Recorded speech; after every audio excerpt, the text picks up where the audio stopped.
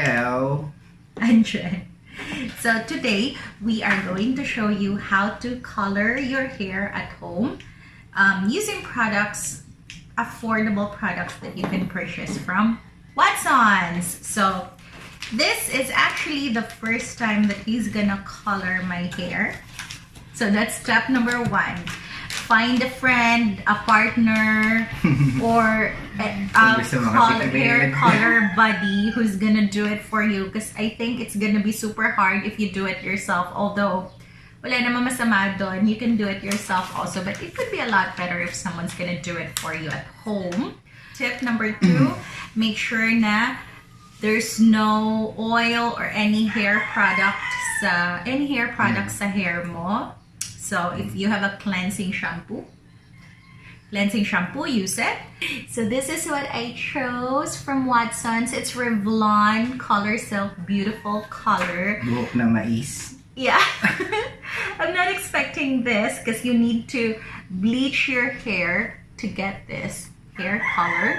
So we're gonna try this. This is only $395 from Watsons. Super worth it. And I also purchased this conditioner. It's a Life Strong Hair Fix Keratin Conditioner. Although, yung hair color, it comes na with also Revlon Color Silk conditioner. So, you know, if you do wanna purchase additional conditioner, ako, I wanted this kasi gusto kong paliguan talaga ng conditioner yung hair ko after the hair color because the product is gonna be super strong sa hair. And antok na din yung magko-color sa akin. Antok na ikaw, Daddy. Let me just show you kung ano yung laman ng product. So, for $395, you get this and it has two gloves. Yeah, ito yung plastic gloves. This is the cream color developer.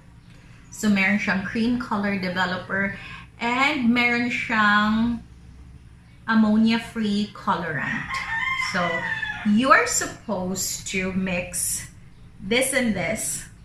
And it's highly suggested that you use it sa isang gamitan lang. To prevent skin staining, apply petroleum jelly around your hairline and the nape of your neck. Dito sa may batok, dapat may petroleum jelly dito.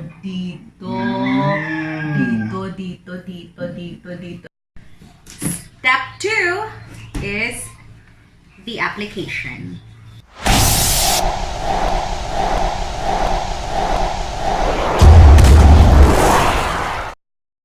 So, una, kailangan mo nang iparte-parte yung hair. So, part the hair into 4 equal sections. At dahil halatang nahihirapan siya, I'm gonna help him. Help! I need somebody help! Not just anybody help! You know I need someone help! Alright, so guys, ito yung gagamitin namin. Instead of petroleum jelly, we purchased this one. It's Jeju Aloe Ice. So, ito yung gagamitin namin here to protect my skin from the product. So, nakakatakot yung coloring session na to. Dada, can you get tissue? Tissue? Yeah. Kailangan balutin natin yung... Balutin mo ako ng hiwagang iyong pagmamahal. Okay. So, balutin mo yung dito ko. Okay. So, other couples, they do, my boyfriend or my husband does my makeup. I do, my husband does my hair color. Yeah, turtleneck na. Na, you have to make ipit like this. Oh, para it's... No, you make it ipit like that. You ipit like that.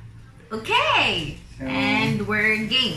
Kaya lang. Ganun mo na yung ano mo. Yan. Okay. Para dito. Ito muna. Game na? Game na.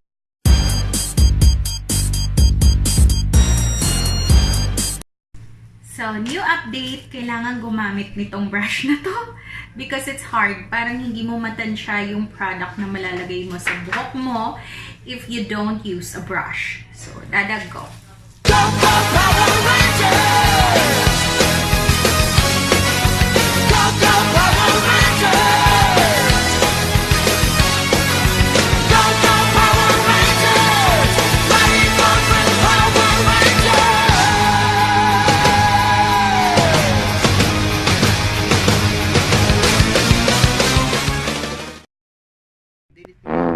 Hi guys! So ngayon ipapakita ko sa inyo ang resulta ng DIY hair color done by my husband.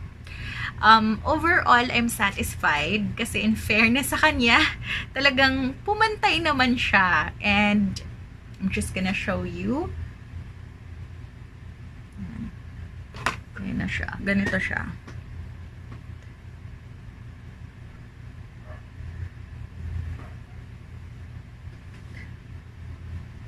I want to thank my husband. Thank you.